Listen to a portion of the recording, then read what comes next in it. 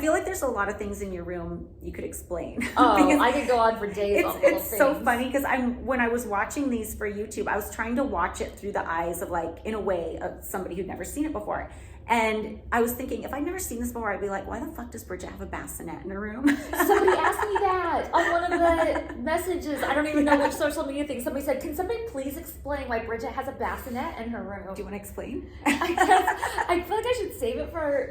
Okay, let's save it for when it is more prominently featured in the show. So one thing we do before we go downstairs to be ring girls is Hef had this little balcony off of his room. So we go on the balcony to like look at people. And it's funny because we started doing that after we went upstairs for the big parties. Yeah, right outside my room. The balcony right there. After all the bedroom nonsense and stuff, we would go up on the balcony and kind of just watch people in the Great Hall. We'd throw Mardi Gras beads if it was the Mardi Gras party, yell at people, see if they noticed, and then hide. It was so much fun. It was so much fun. We were in our pink flannel pajamas. Yeah. We were like all cozy, and we would like watch everybody drunk, like who was hooking up with who. Yeah, and, they did not know they were being watched. Yeah, people did not know they were being watched from up there. But I mean, they didn't know at first, but we were yelling down to everybody. We'd be like, Beth, or Amber, and stuff. And we would like be yelling at it. It was so much fun. We loved that. And it was genuinely so fun.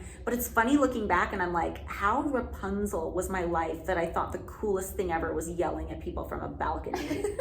Because it was a theme. I thought that Hef's little balcony out there, I mean, we like never got to go out there. It was kind of an ordeal. It was to get hidden out behind these hidden doors that had porn in them. Like VHS tape on VHS tape. And they were like locked. These doors were like locked. Yeah, and it was behind his like movie screen in his bedroom.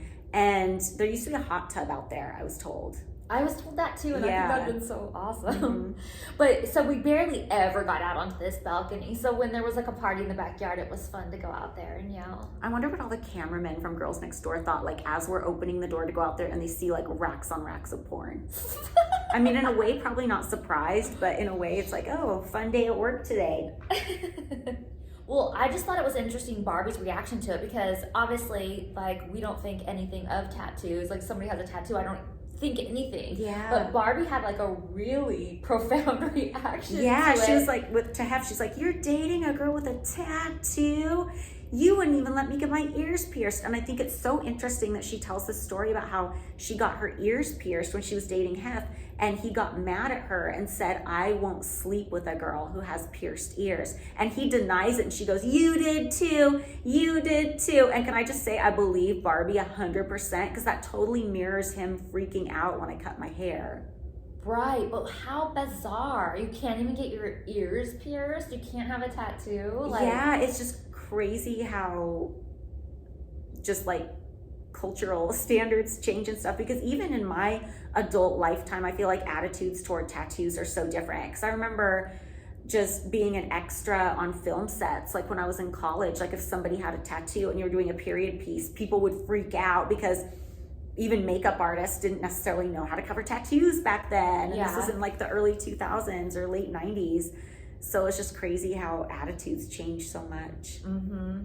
So then Barbie walks into fight night, and I love how she's with a friend, and her lower third billing, when they write her name on the bottom of the screen, it has her name, and then it said Barbie's sex therapist friend. I thought it said she was a doctor. No, it says Barbie's sex therapist friend, unless they changed it on like a later... I have to watch my thing again because I swear they said Dr. So-and-so. Well, it might have said Dr. So-and-so, but underneath it said Barbie's sex therapist friend, which I thought was funny. That's hilarious. But then she comes in and she's like, where is he? Where is he? But then she plops down on Key Slap, which I think is a little bit weird because Hef's only a few seats down. Do you think that was real time though? Can you see Hef in the same shot, or did she come out earlier and maybe Hef wasn't down there yet? No, Hef was down there already. So she's just like warming herself up, maybe. And you should see Dickie Man's face. Or maybe I know, I saw Dickie Man's face. Yeah, it's so funny. He's like, what's happening here? Oh my gosh. People always ask me about Keith too. They're like, what was Hef's brother like? Was he creepy? And he was never creepy to me. I always thought he was very much a gentleman. And I always thought he was nice. And he was very, like, refined. Like, he was somebody who was an actor earlier in life, and he was very, like, a trained theater actor, had a very proper way of speaking. Yeah. He seemed like the more, like, high class of the brothers in a way, just the way he acted. He was very active, too. Like, he would play tennis all the time. Yeah, at the like, mansion. I was shocked that he passed away before Hef. Me too. Because Hef had a very sedentary lifestyle. Like, even though he went out to the clubs and stuff, very sedentary lifestyle. Constantly drinking Jack and Pepsi all day, no water, was not into like massages or any kind of like chiropractor, any kind of like additional medical things. But Keith was like so active and so healthy, but he passed away first, which I thought was so weird. It just goes to show you never know. Yeah. Do you remember Hypnotic? The drink? Yeah. Yes. Do they still make that? I don't know. I don't know if they make it, but Hypnotic was this, I don't even know what it was, some liqueur like drink. Blue. It was blue. Yeah, it was liqueur. bright blue, and it was like the thing to drink at that time. Like, I think you can see us drinking it when we're out at the club in episode 2. You can see us drinking it at fight night. Hypnotic was the drink. I don't even know what it was. What kind of alcohol? I know, if I wasn't recording this on my phone. Is your phone working? Maybe. Should look it up. It's sort of working. Sort of not. Oh, they still make it. Oh. So then once Barbie makes her way toward Hef, she's had a few drinks, looking a little tipsy, and she sits down right next to me, and I'm in between her and Hef, and they start talking. And I very nicely get up and let her sit next to Hef. Well, and I feel like they make it look like you're being bitchy, like trading places, but I feel like that's the natural thing to do. Like, if somebody wants to have like conversations and they're talking over you and stuff, like, let's just switch. Like, I feel like I would totally do that with people, but they try and make it look like it's a thing, like you're making a statement. Like, you get up and sit. You and Hef swap seats, and you sit next to me, and Hef sits next to her. Yeah, and you can tell they're trying to make it look. They're trying so hard to make it look like there's this resentment between me and Barbie, but in reality, I'm very nicely just getting up and letting them talk. Right. I agree with that too. And I feel like Hef doesn't even want to talk at this point. Like, Hef really truly loves fights, and he really truly loved fight night. And I feel like he really wanted to watch the fights. He has them once a year here in the backyard. And she was like talking his ear off, and I felt like he was like, yeah, and trying to keep like his eyes on the fight, but still trying to be polite. Yeah, I don't know so if anyone too. else felt that way too, but yeah. I mean, I wasn't paying attention. I didn't really care at the time, but watching it back on the show, that's how I felt. I felt like, oh, he's really trying to watch the fights, and he wants to just tell her, can you just be quiet while I watch the fights, but he doesn't want to be mean. Yeah. And also, it's interesting because I am so salty in the commentary of this episode.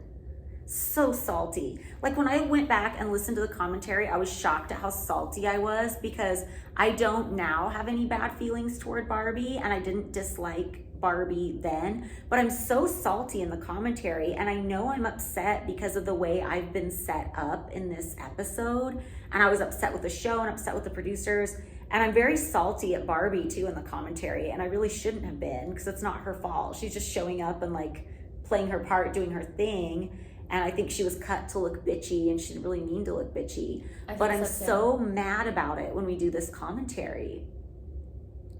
Yeah, I don't think it's her fault. Yeah, and it's just, I'm kind of astounded at how mad I was doing this commentary. And I think really because that was the first time I'd had a chance to speak out and tell like my side of the story versus the show. Yeah. And well, we kind of did. We were able to speak out a little bit and be like, that's not how it was, or this is how I really felt, or whatever. But we were also being edited by the producer, who's sitting right there in the other room watching every word we say, and like the lawyer. And we were still living at the mansion, so we would have never said anything that we thought would have got us in trouble with Hef or anything like that.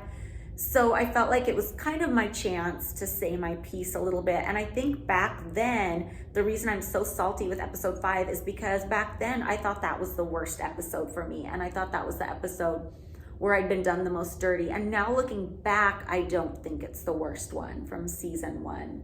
Which one do you think is episode 1? Episode 1. Be sure to join our Patreon for more podcast videos at patreon.com/girlsnextlevel.